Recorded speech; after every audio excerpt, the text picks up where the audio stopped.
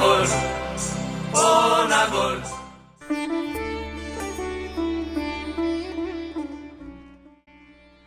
15ই March 2026 অর্থাৎ পুরুলিয়া ভ্রমণের আমাদের দ্বিতীয় দিনে প্রথম অংশে আপনাদের শুনিয়েছিলাম চামটাবুরু পাহাড়, খয়রাবেড়া ড্যাম আর মুখোশ গ্রামের গল্প, এবং তারপরেই আমরা রওনা হয়ে গিয়েছিলাম পাখি পাহাড়ের উদ্দেশ্যে। প্রকৃতি আর শিল্পের এক অদ্ভুত মেলবন্ধন এই পাখি পাহাড়। পশ্চিমবঙ্গের পুরুলিয়া জেলার বাঘমুন্ডি ব্লকে অযোধ্যা পাহাড়ের ঠিক কোলে অবস্থিত এই পাহাড়। পুরুলিয়া শহর থেকে যার দূরত্ব প্রায় 45 কিলোমিটার।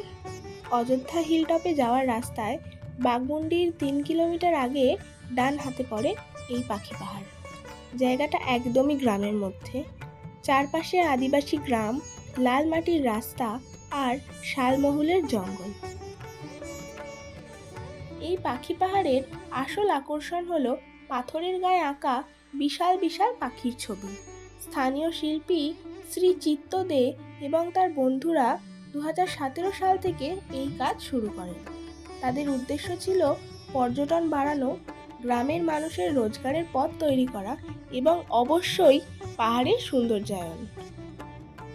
পাখি পাহাড়ের সেই স্নিগ্ধতা আর ঘন শালবনের সেই শান্তি উপভোগ করতে আমরা বেরিয়ে পড়েছিলাম এবং উঠতে শুরু করেছিলাম পাহাড়ের চূড়ার দিকে। পুরুলিয়ার অন্যান্য দর্শনীয় জায়গাগুলোর থেকে পাখি পাহাড় তুলনামূলক কম ভিড়, এবং তাই পাহাড়ের স্নিগ্ধতা এবং জঙ্গলের শান্তি উপভোগ করা যায় একটু বেশি। প্রকৃতি আমাকে মুগ্ধ করে বরাবরই, তবে পাখি পাহাড়ের এই ঘন শালবনের নির্জন শান্তি, ঝরে পড়া পাতার মর্মর শব্দ, দূর থেকে ভেসে আসা পাখির গান আর শেষ বসন্তের শিরশিরে ঠান্ডা হাওয়া আর হালকা রোদ, সব মিলিয়ে অনুভূতিটা ছিল একেবারেই রূপকথার মতো।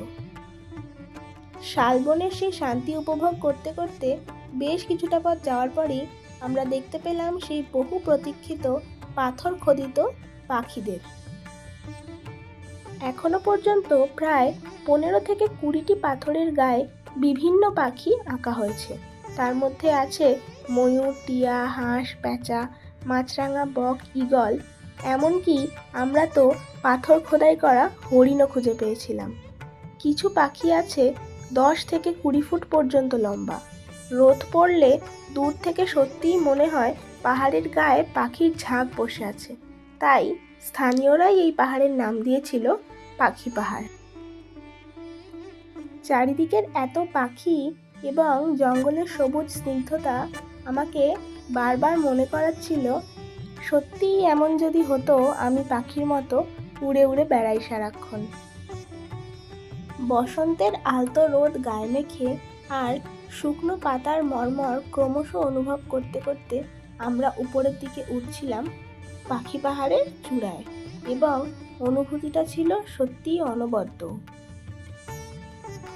পাখি পাহাড়ের আশেপাশে পুরোটাই আদিবাসী অঞ্চল, এবং এখানকার আদিবাসীরাই এই পাখি পাহাড়ের লোকাল গাইডের কাজ করে। আপনারা চাইলে তাদের সাথে কথা বলতে পারেন, তাদের ব্যবহার অত্যন্ত আন্তরিক। পাখি পাহাড়ের প্রায় চূড়ার কাছাকাছি পৌঁছে বেশ কিছুটা সময় কাটিয়ে আমরা আবার নিচের দিকে যাওয়া শুরু করি, এবং নিচে যেতেই আমরা খুঁজে পাই পাখি পাহাড়ের সেই যে বলেছিলাম শুধু পাখি নয়, বিভিন্ন পশুরও ছবি আঁকা আছে এখানে। আমরা প্রথমেই খুঁজে পাই একপাল খরগোশ, এবং তারপরেই খুঁজে পাই সেই বৃহৎ আকার হরিণের পাথর খোদাই করা। পুরুলিয়ার আদিবাসী সংস্কৃতি আমাদের এতটাই মুগ্ধ করেছিল যে আমরা কিছুটা ওদের মতন করেই স্মৃতি সঞ্চয় করার চেষ্টা করলাম।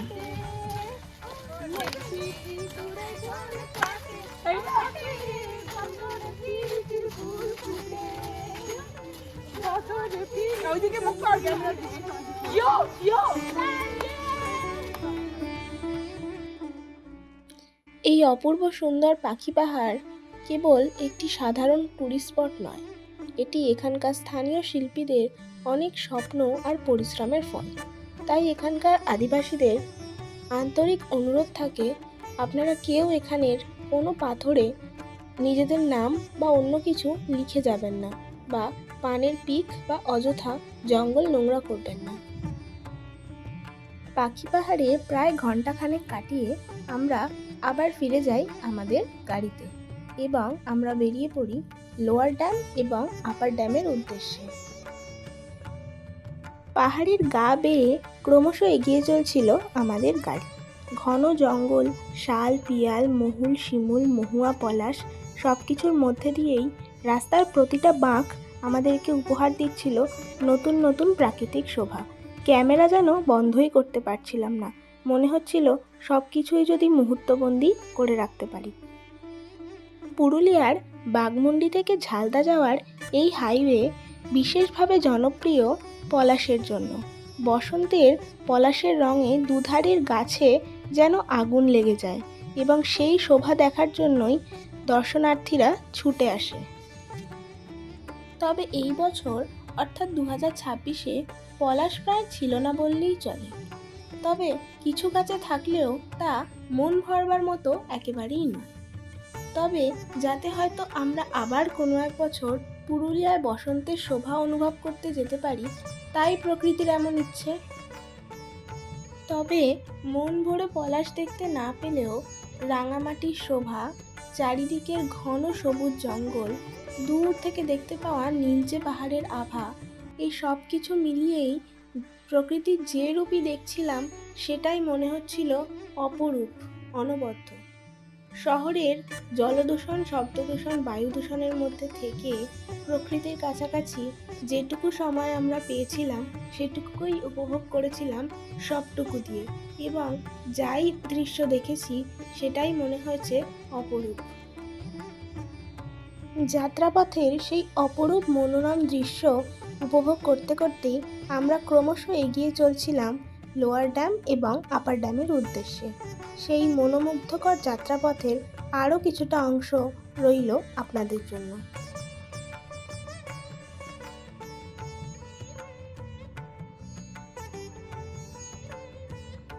রাস্তার দুই ধারের সৌন্দর্য উপভোগ করতে করতেই আমরা ক্রমশ এগিয়ে চলেছিলাম আপার ড্যাম আর লোয়ার ড্যামের দিকে। পুরুলিয়ার মুকুটের দুটি জলরত্ন এই আপার ড্যাম আর লোয়ার ড্যাম। এই সেই লোয়ার ড্যাম, যাকে সাধারণত রাস্তার পাশের এই ভিউ পয়েন্ট থেকেই উপভোগ করা হয়। পুরুলিয়ার পাম্প স্টোরেজ ওয়াটার প্রজেক্টের অংশ এই দুই আপার ড্যাম আর লোয়ার ড্যাম, এবং দুটোর সৌন্দর্য একেবারেই আলাদা। রাস্তার পাশে লোয়ার ড্যামের ভিউ এনজয় করতে করতে বেশ কিছুটা সময় কাটিয়েছিলাম আমরা সেখানে, এবং তারপরেই আমরা আবার বেরিয়ে পড়ি আপার ড্যামের উদ্দেশ্যে।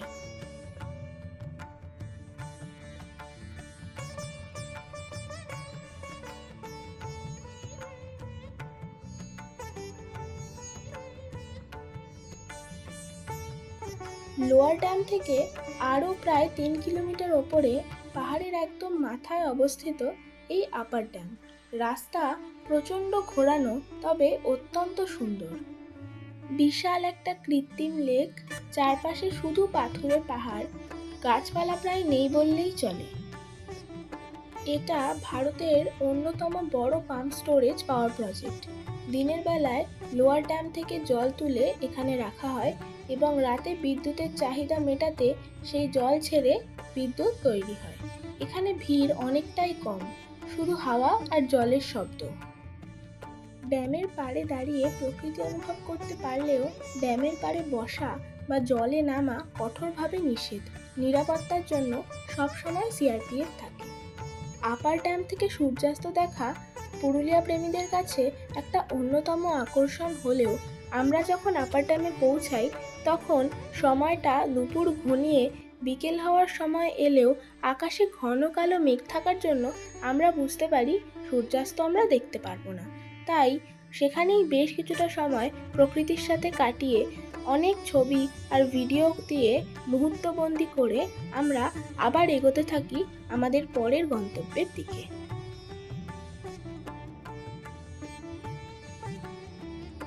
আমরা আমাদের পরের গন্তব্য ছিল পুরুলিয়ার বিখ্যাত সীতাকুণ্ড, যা আবারও সেই রামায়ণের সাথেই জড়িত।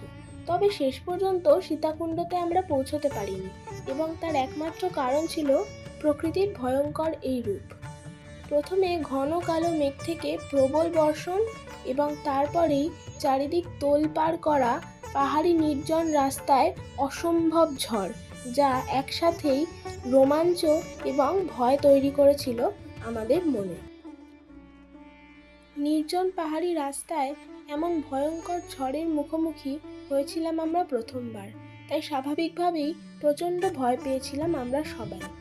প্রকৃতির সেই ভয়ঙ্কর সুন্দর রুদ্ররূপের গল্প শোনার এবং মুহূর্তগুলো অনুভব করার জন্য অনুরোধ করব সবাইকে পুরুলিয়া সিরিজের পরবর্তী অর্থাৎ শেষ ভিডিওটা দেখার জন্য, এবং অবশ্যই জানাবেন কেমন লাগলো আপনাদের এই পুরো পুরুলিয়ার প্রথম থেকে শেষ পর্যন্ত সিরিজটা।